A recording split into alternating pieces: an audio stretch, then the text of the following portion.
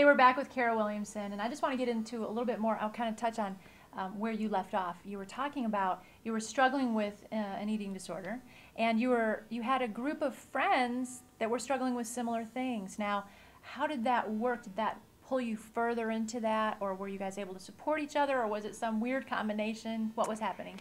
It was kind of unspoken. Like, we didn't really talk about it, but we were all just sort of supportive.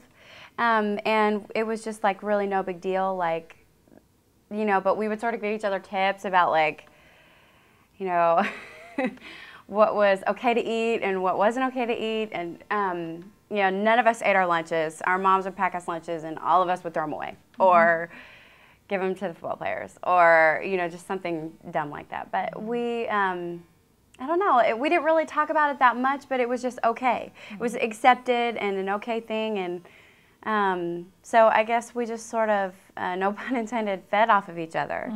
And there was nobody really speaking up saying, you know what, we shouldn't be doing this. It was just what you did. Finally in your life brought you to a place where you thought, I shouldn't be doing this. This isn't good for me? Well, I knew that I had a problem probably in my late teens, like around 18 or 19, and that's when God sort of started speaking to me. But I was so bound by it by that point that I just didn't want to give it up. So it wasn't really until I was 20, for my 20th birthday. I remember my mom took me shopping, and she was with me in the dressing room, and she saw me just changing, and she was getting me my clothes in sizes that were not appropriate for me. And she was like, really worried, and I just remember seeing her face and seeing the worry on her face, and that broke my heart, and I knew that it was beginning to hurt other people than just me.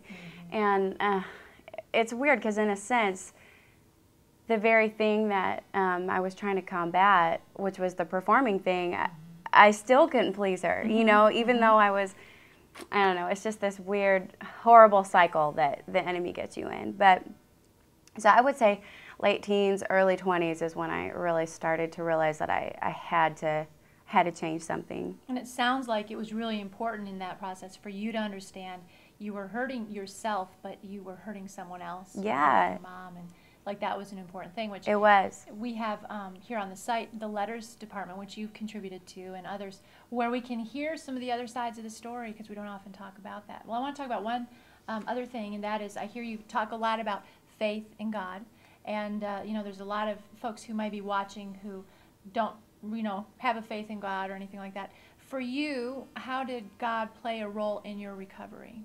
He was everything in my recovery.